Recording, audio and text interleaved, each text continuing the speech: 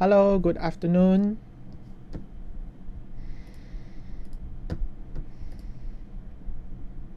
How are you doing?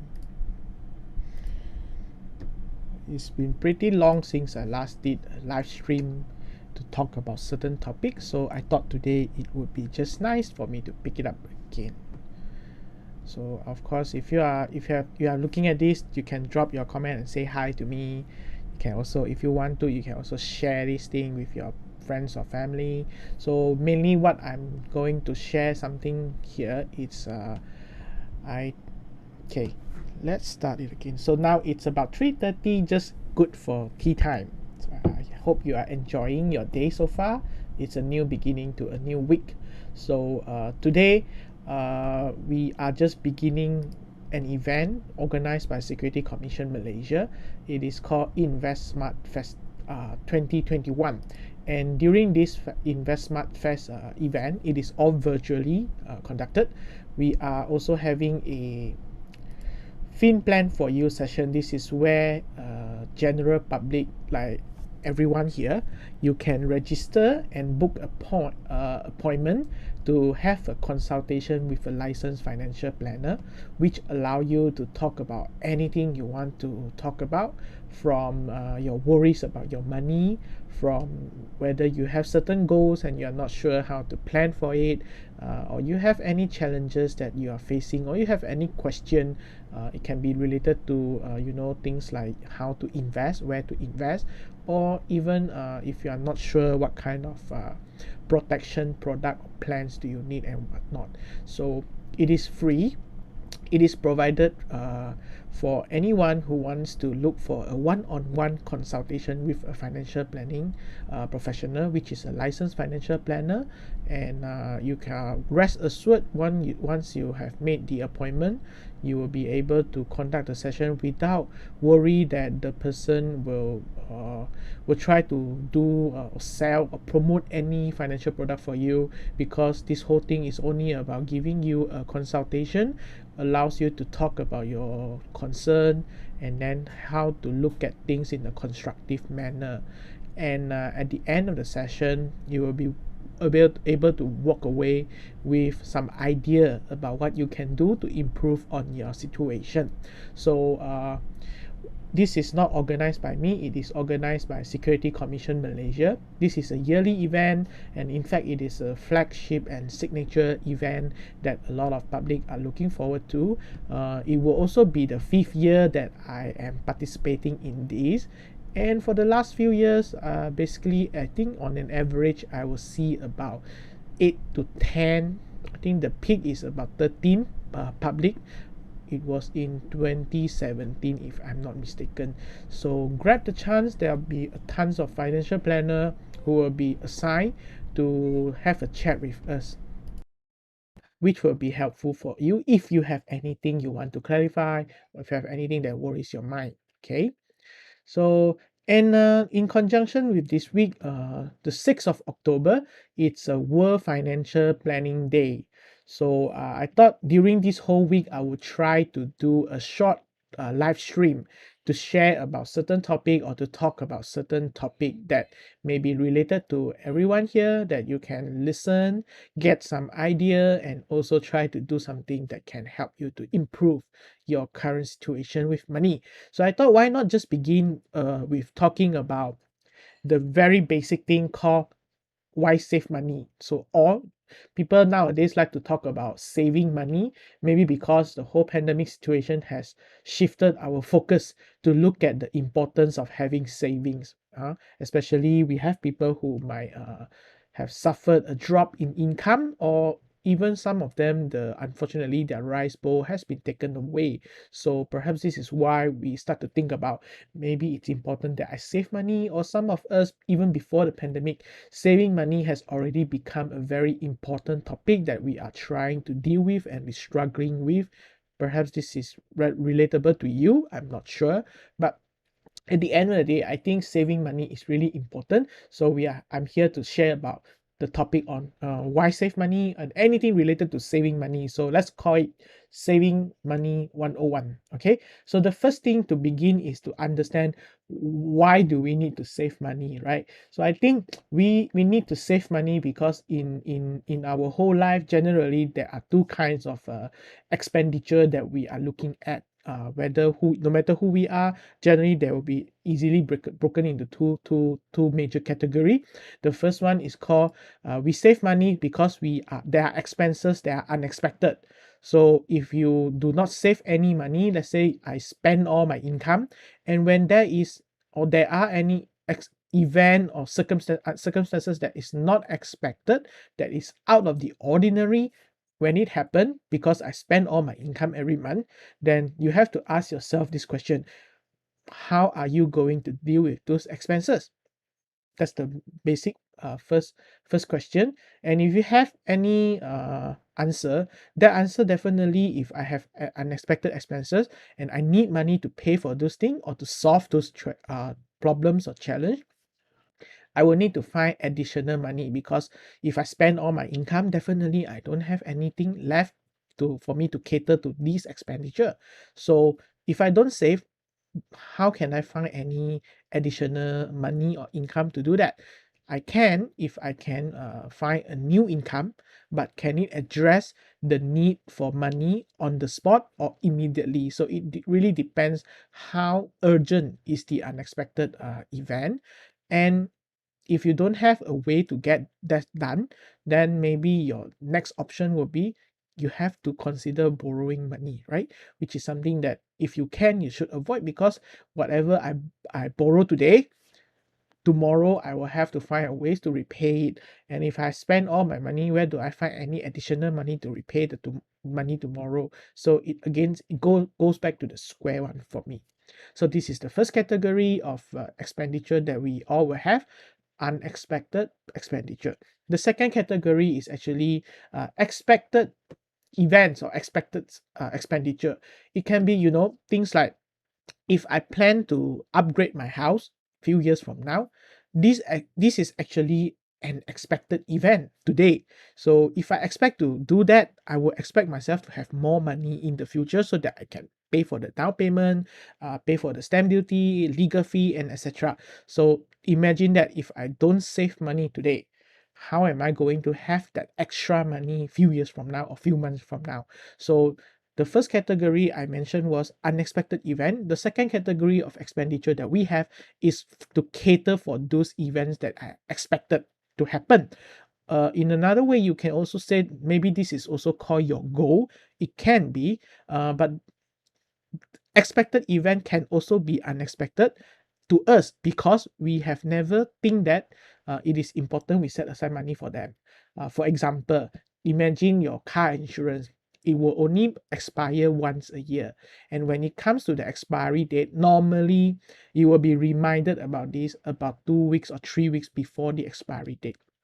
And because we have never prepared for this, but think about it, it is actually expected that it will expire. You renew your car insurance today, you know that a year from now it will expire, but because we have never set aside money for it, we have never prepared for it, it become an unexpected event to many of us. Another unexpected event that is actually expected can be our health issue. We can get sick, we can feel sick, we can get unwell, and we need treatment. We need people to give us attention or treatment, like get medicine, get consultation, and whatnot. So if I have spent all my income regularly and it becomes a force of habit for me, what's going to happen is that if I really fall sick because it's not part of my regular expenses, this is become unexpected. But think about it, you cannot say that I fall sick unexpectedly. You actually expect yourself one day to be in need of medical attention and treatment. Isn't that fair to say that? It's not fair for us to say that I will forever be healthy, I will forever have no fever, no injury, free of pain.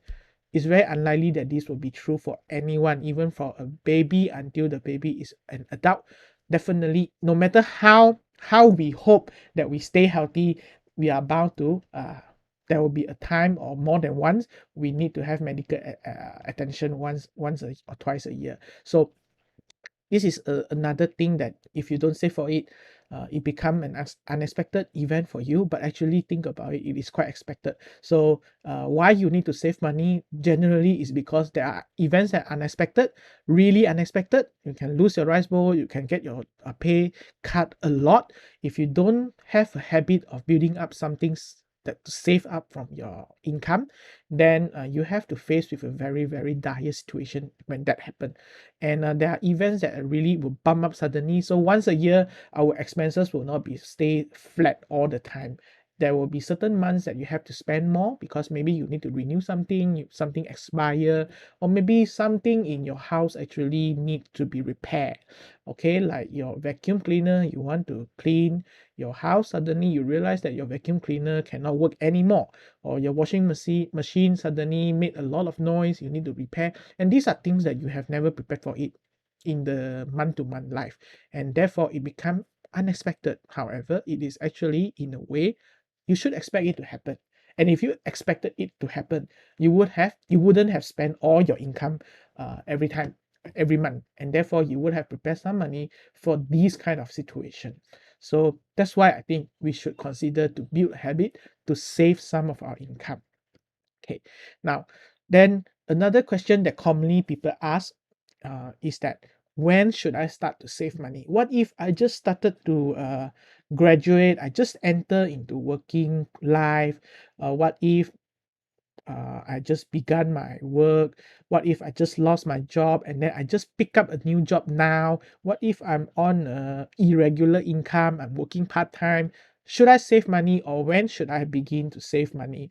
The answer is actually pretty subjective, but if it's okay that we tell ourselves because we just entered the workforce, so maybe it's too early for us to rush into saving. We can do it later. We can start to 1 or 2 months, the first 2 months or first 3 months, let us enjoy first. Can or not? Can. The thing is, but if you enter into this mindset, right, it's like you entered travel into one direction, and there is a huge chance that you will set yourself to be accustomed to this. And there are also people who say that when my income has risen a bit more, then I will start to save. Can or not? Can. Whatever you like to do is fine, is correct, so long you really follow what you plans to do and do it at the end of the day. I mean, if we can say a lot of nice things, but if we don't do it, it doesn't matter. We can say a lot of things that's not nice, but if we do it, then it's still better than the one who is not doing anything, isn't it? So but that's the truth here, is that when our income increase, most likely your lifestyle expenditure and your lifestyle, your habit will increase accordingly. Just think about it. If you have been working for a few years now, many years ago when your income were lower, did you not tell yourself that if my income increase a bit, I will be able to save more? If my income increase a bit, I will be happier. I will have less problem that I have today. But now fast forward a few years later, your income has increased already. Assuming you have earned more than you did before, do you still face the same conundrum? Do you have the same worries? Do you have to deal with the same situation whereby you are thinking or telling yourself, if I have more money, I will be doing better today? It is quite common. And a person who has been earning 3,000, let's say few years later you earn 5,000, most likely you can save a bit more. But if you look around yourself and how you allocate your money, where you spend, most likely you are also spending more than before, right? Because as we earn more, our our motivation, our confidence on our ability to take on more commitment, to enjoy our life a bit more, and to help ourselves feel happier and live more today, we will also increase our spending accordingly. That is why if you have been waiting for the right time to save it, and you tell yourself, when I have earned more, I will start to save, uh, it may work for you, but statistic or chances tell us that most likely you will not really do that, or you will not save according to the amount you think you will be doing today when the time has come. So I think it's better to say that the best time to save money was yesterday. Since we do not know what will happen today or what will happen tomorrow, the best time to save money is not when I have comfortable with the expenditure, it's not when I have earned more, it's not when you have strike a lottery, okay, it's not when your Bitcoin have grown a lot or your investment has returned a lot of additional return. It is yesterday. The best time to save is yesterday. Okay. Then you may ask, how much should I save? If I really agree I want to save money, how much should I save? I think that's pretty subjective because different person, you really need to assess your own situation and determine how much you are comfortable with setting aside or not spending the money today. Uh, but if we read around, there will be a lot of rules, a lot of recommendation by different advertisement or videos or even contents provider. They will be saying, things like you should save 10%, you should save 20%. Is that really true? I think it's good to have a reference or a guideline, but at the end of the day, it is the most important thing is always we have to look at our situation and then we have to strike a balance between saving for tomorrow and also to have sufficient money for us to live a life that is at least according to our own terms, at least allow us to be ourselves today. The money that we save is actually for the future. So if you save too much, it's good because your future is having a little bit more of security compared to when you have not been saving that much. But if the income is still the same, this much, so if I take away this chunk for future, I only have this much left for today. So is it enough? Is it sufficient for me to live a life without having to worry? Is the balance still able to enable me to feel, having a security today when things goes wrong? I know I have ability to buffer and to U-turn and to pivot. If yes, then that means okay. So a lot of time people think that I should follow whatever is recommended and I want to save that much. So let's say the recommended ratio that you need to save is 10% or 20% of your income. That amount could be too huge for you today. So if you follow that kind of recommendation or advice blindly, what's going to happen is that once you have set aside that money, you may find that you don't have enough to allow you to live a reasonable life today. And eventually, maybe by middle of the month or before the month end has come, you will realize that you no longer have money to pay for the necessity things that you need to pay for. So what's happened is normally what I see is that people start to draw withdraw to make withdrawal from their savings, and once they do that, one time is fine, repeat a few times, you may start to form a conclusion or an identity about yourself, that is that no matter how I try, it doesn't work. I cannot save. I'm a bad saver. No matter how I save, I end up have to withdraw the money. And eventually it becomes a self-fulfilling prophecy for you.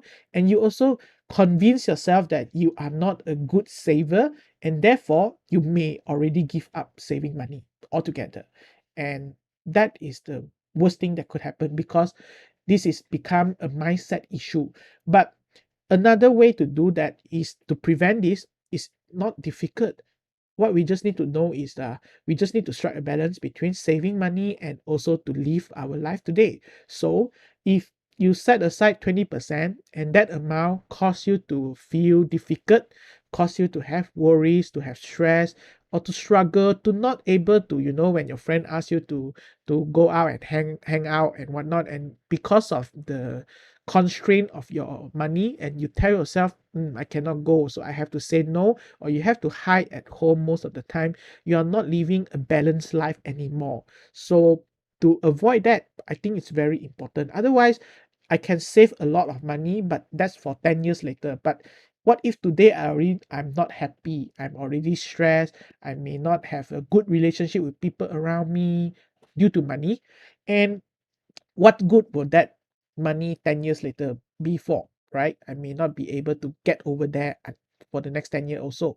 So you have to look at the bigger picture, understand that money is here for us to help ourselves to enjoy today.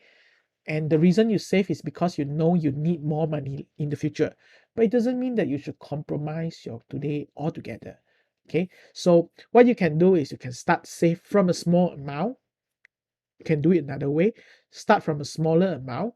Then a month later, you do a review. Then you check. You check whether for the past 30 days have life become more difficult for you. If you feel that after you set aside a small amount, you find that you are also cannot sleep well or life is difficult, that means that small amount is actually not small for you.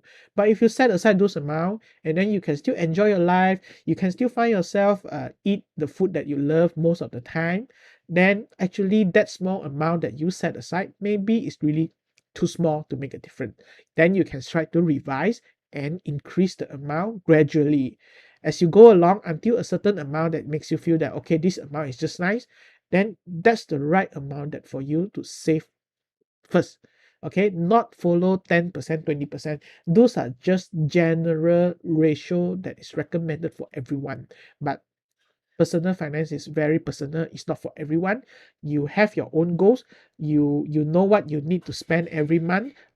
Your spending maybe is different than mine, so therefore if you follow a rule, it may not work for you very well. Okay, so that's why how much you should save, you really have to look at it and don't be too ambitious. Start small. That will be more important.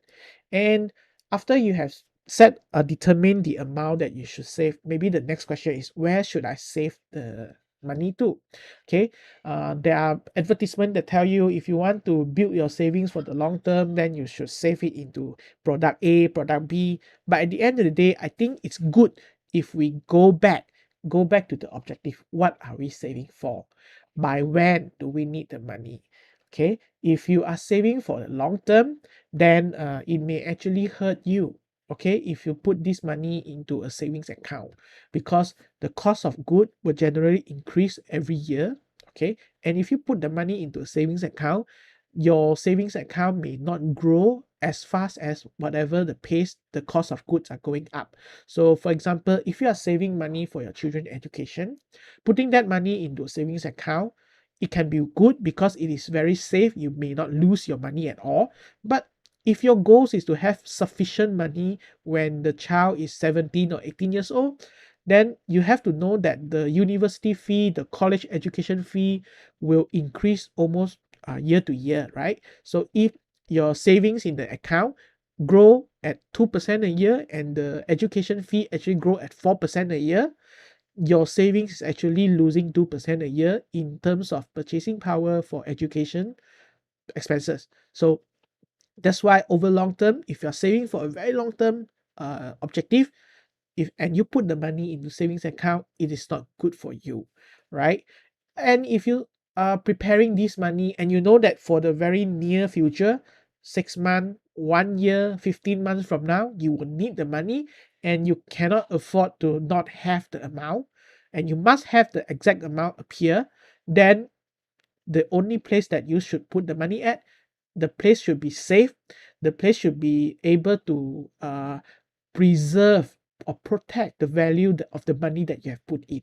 It's not about how much is the interest anymore. The important thing for you for that kind of goal is to ensure that your money will be there and you don't have to worry about it for the whole duration that you're saving the money for.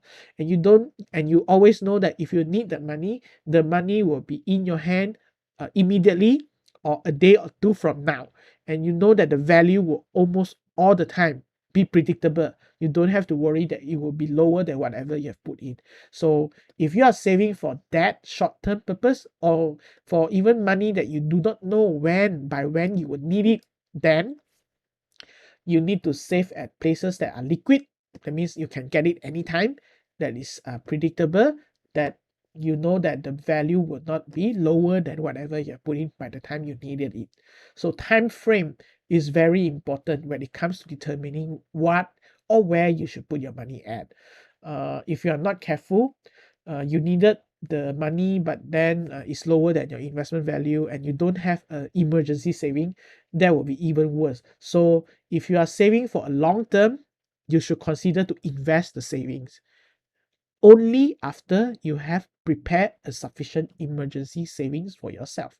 Emergency savings should help you to cater to events that's really unexpected, such as you can have a huge pay cut, lose your job, or some of your big ticket item really spoiled already.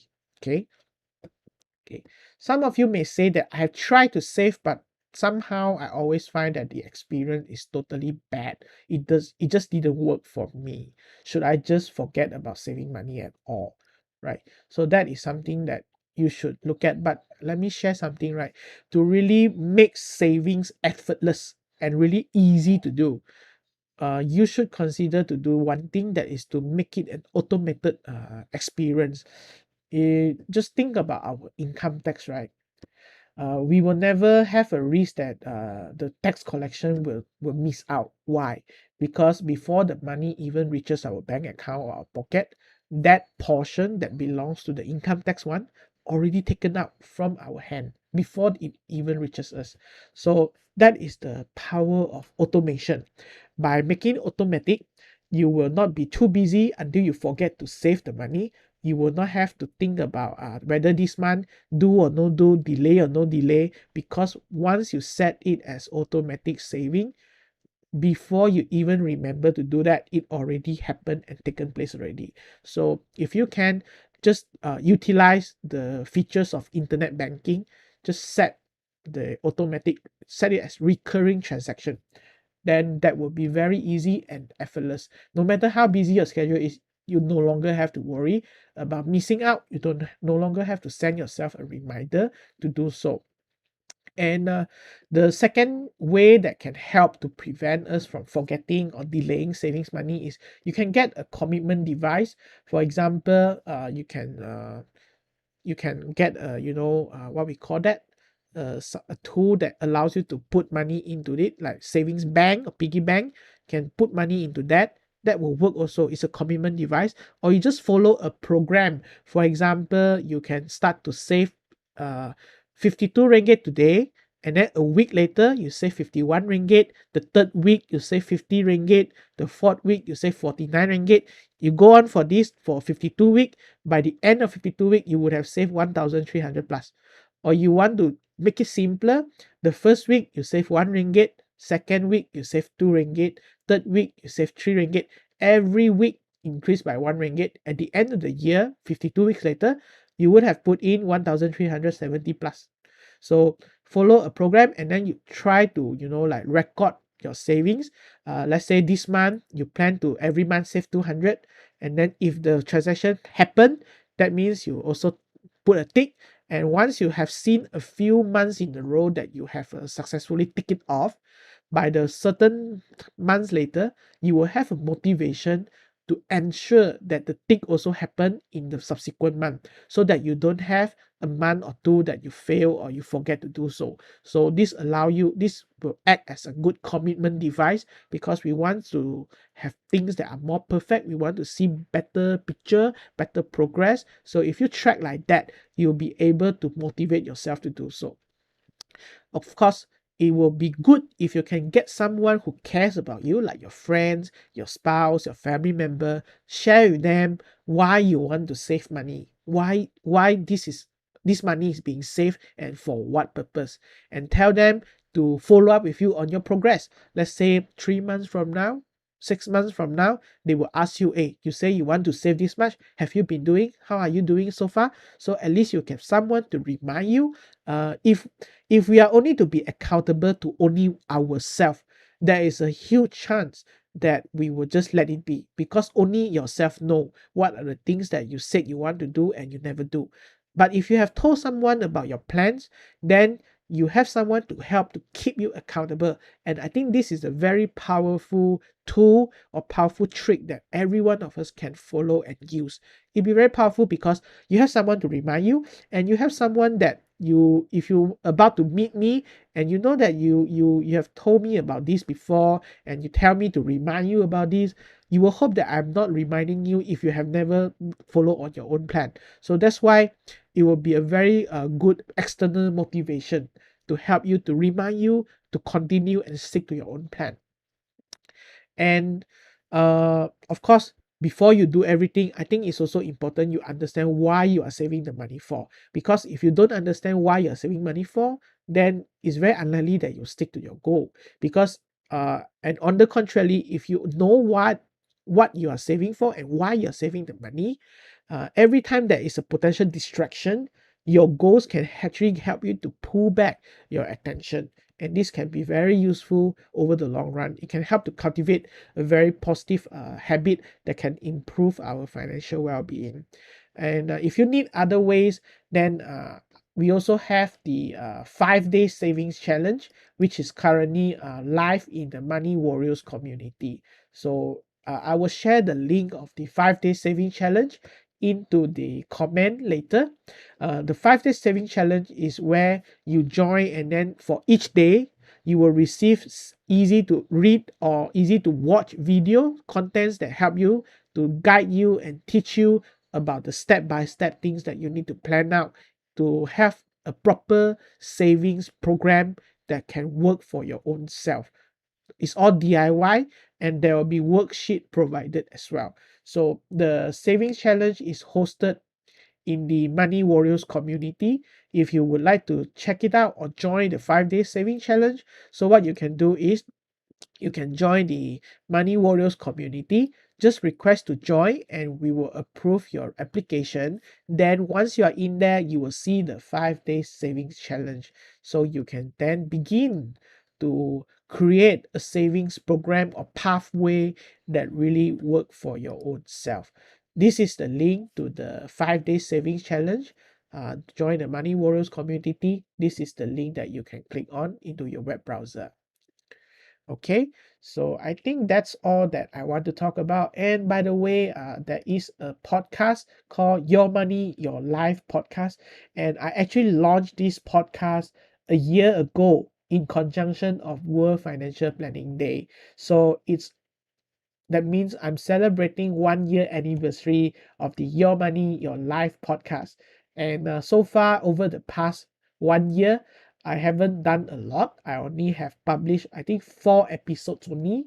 So I'm looking forward to be more regular and progressive with these to create more episode for this podcast moving forward. So if you have any topics that you would like to be discussed or hear about, you can also let me know about it. Okay, thank you very much for your attention. Bye bye.